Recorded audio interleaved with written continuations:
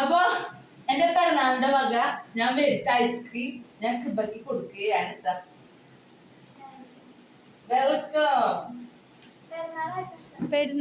Thank you. ഞാൻ ഇനി അമ്മാമ്മക്ക് കൊടുക്കാം. മാമ എന്താ കേക്ക് പിടിച്ചോ പിടിച്ചോ. ഐസ് വേണ്ടെന്നൊന്നും അറിയില്ല, എനിക്കറിയാം.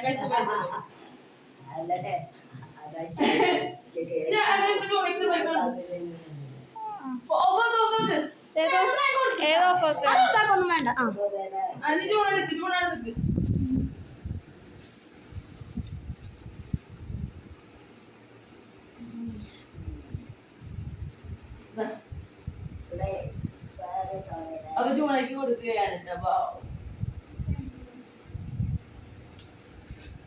അമ്മയ്ക്ക് കൊടുക്കാം. അമ്മ